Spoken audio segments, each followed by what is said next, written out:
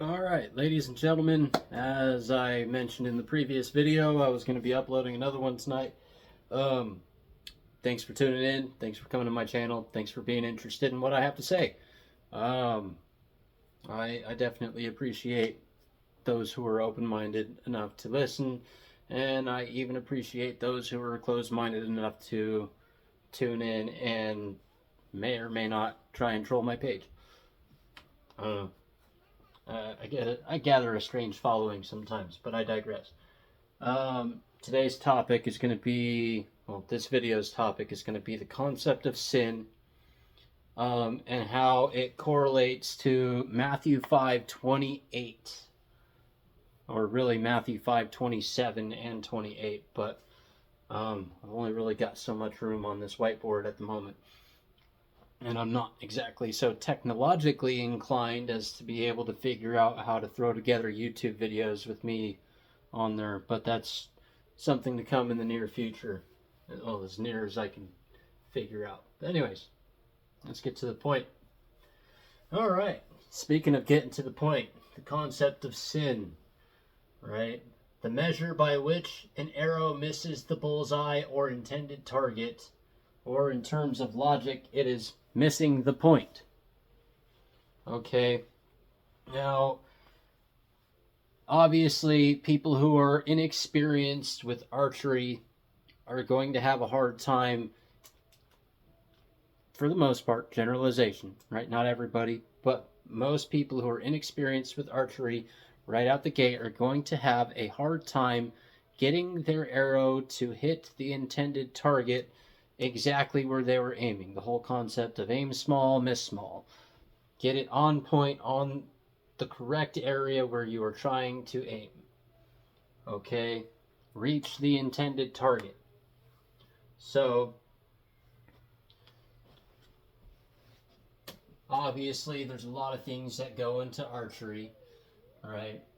There's understanding the strength of your bow, the way that the arrow moves downrange. There's the fletchings on the arrow. There is the weight of the arrow itself. There is the wind that may be affecting it. You know, I don't know if I said range already, but there's a lot that goes into getting your arrow on target. Now, even more so, here's the thing. You can sit there in, like, say, an archery range and practice all day long. And that'll get you pretty good, right? Sit there in a classroom, for example, and take notes and study and study and study and do all the studying. And that'll take you pretty far, right? That'll take you pretty far. But it won't get you all the way up there.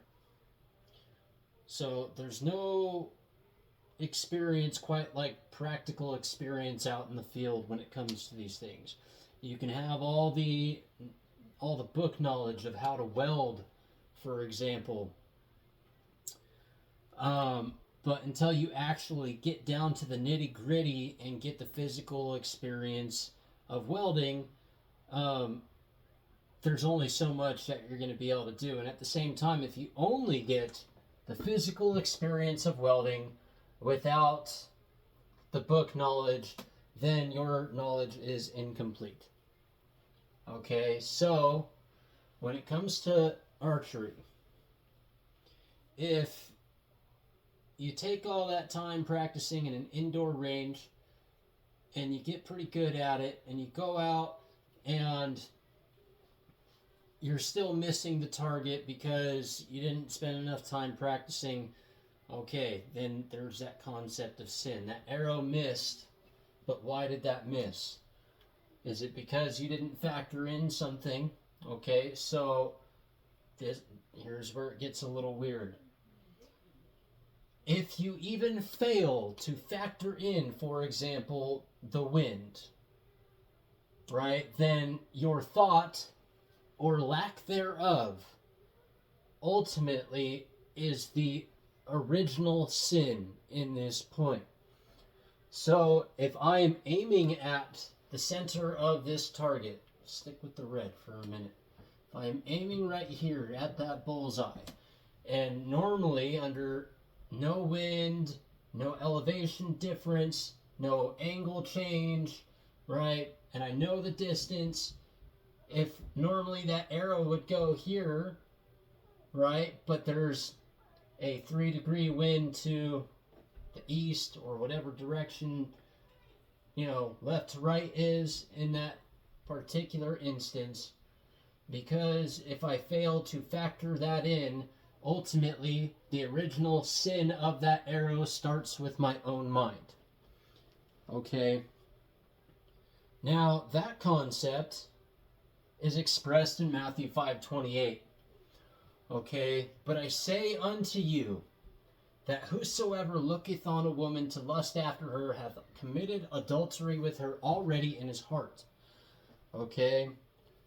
So, if, say, I look at a woman with lust in my heart, and I look at her to lust after her, and I go and I end up sleeping with her, and I am a married man, it wasn't that point that I decided to take the physical action to pursue, or the physical action to, actually commit adultery in the physical reality.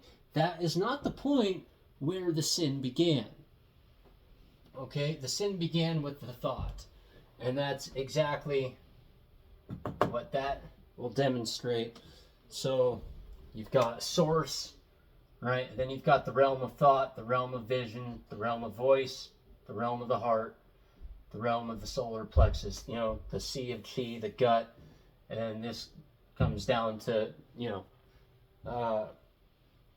the genital areas, right? The sacral chakra and then the root chakra. Okay? So, if you look upon a woman to lust after her, you've committed adultery with her already in your heart. So up here in the third eye, right, the vision center, you've got your seat of consciousness, so to speak. And then you've got the seat of love. And then you've got the seat of the procreative physical energies. Okay, I keep saying okay. But the point being, it isn't when you cross the threshold from thought to action where the sin begins. Okay? It is where it crosses into the realm of thought, period, where the sin begins. So as soon as you think of sin, that is where the sin begins. Now, the further down that, chain of command, so to speak, further down you go, the bigger the sin gets, and ultimately, the bigger the distance, the greater the measure by which one misses the bullseye. That's what occurs. The further down it goes, the bigger the sin. Okay? So, the takeaway here is, while actions are definitely more impactful than thoughts, the thoughts still carry an impact. So, it is important to understand and direct our thoughts. Our thoughts, if left undirected, are like an arrow that strays off that bullseye or intended target. Sometimes that can leave that target,